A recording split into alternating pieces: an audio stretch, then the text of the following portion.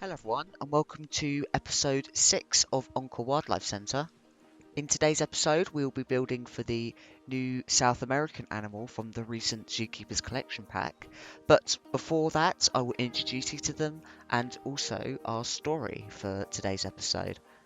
Ashlynn, our head zoo director at Onca Wildlife Centre, has always wanted a spectacled bear in the centre just to educate locals about how fragmented the habitat is among the west coast of South America, living in places such as mountain slopes and cloud forests, mainly ranging between Bolivia, Ecuador, Peru, all them sort of areas, and just really wanted to educate everyone about them.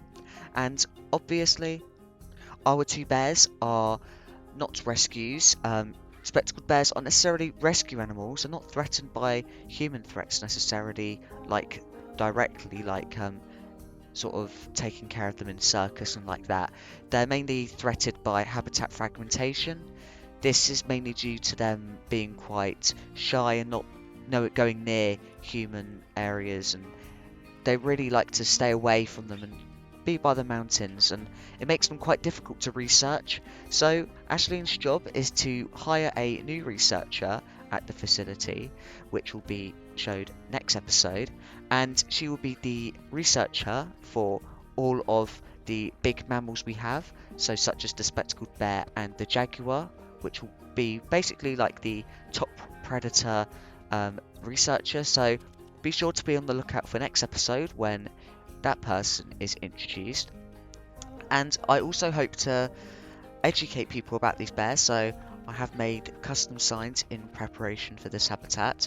I haven't placed them down in this video, but they are down now, as well as the Shifaka lemurs as well, and also the others, not forgetting about the red ruffed and the black and white ruffed.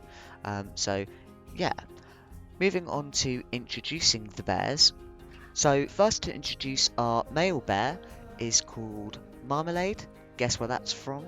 And we have our female bear named Lucy, which is obviously from the movie, the Paddington series.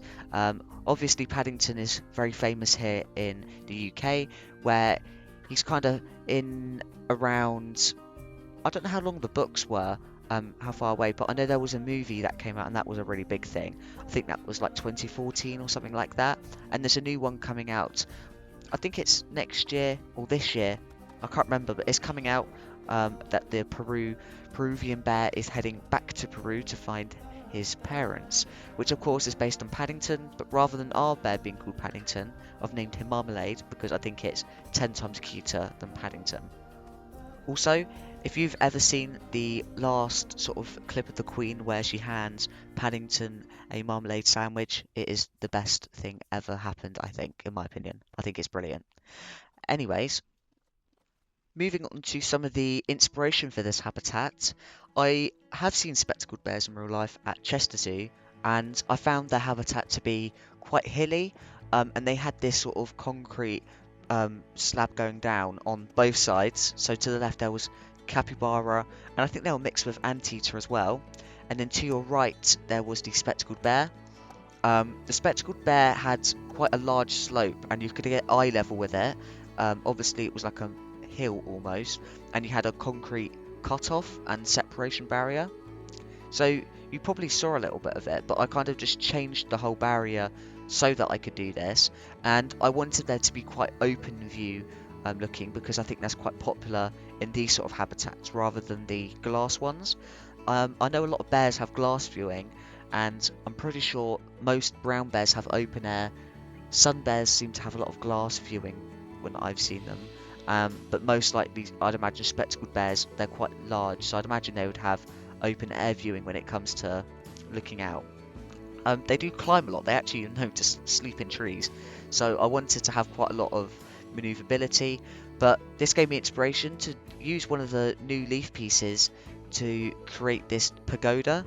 It's not really a pagoda, like a leaf shade I called it. I was talking to my friend when I was building the leaf shade, and I was saying that I think it's really good, this leaf shade, and I've got to make the leaves everywhere because I wanted to kind of continuate it throughout the habitat. So it's quite important. Well, one of my big tips when building a habitat is to kind of just, if you use a piece, try and use it all the way through the habitat. Don't just like leave it some random leaf shade and then don't incorporate it so the guests can touch the leaf so they feel like they're in it. I know it sounds a bit weird, but it's just how things are made, I'm afraid. Um, so yeah, I quite like that. And also I've added a water booth, water stall, using some of the marquee pieces in front of the Madagascar Dome. And when I built that off camera, I also used the front entrance sort of lily pad idea and incorporated that into the top area of the spectacled bear habitat, just so it's got that continuation of it. And the spectacled bear habitat is in a bit of an odd place, but I wanted you to kind of go through the mountain, the Singing Mountains in a Madagascar Dome, but also go up again and go into the mountains, or the Peruvian mountains. But I've made this more of a cloud rainforest, so I wanted you to go up that next level, and then we'll make our way down, and on the way down I'll have like a stream, and down the stream we will have crocodiles mainly down that stream, but then I will also include the jaguar down at the end of the stream. So I'm not too sure what I'm going to do first, but you'll probably see by next video what one I decided to do first, because I'm a little bit, fussy. I don't know what I'm going to do yet, so I think we'll see then. Moving on to our spectacled bear facts of today's video. It's only going to be a short one because I couldn't find too much about the species.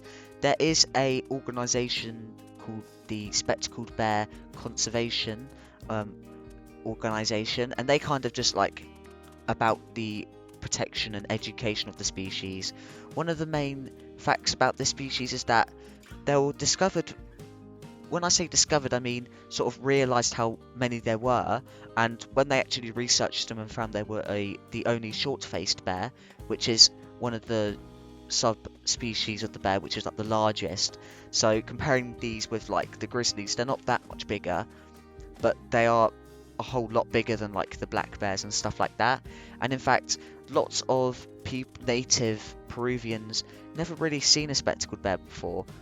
They actually I remember watching a video of this researcher going to talk to a village, and they've never heard of a spectacled bear before.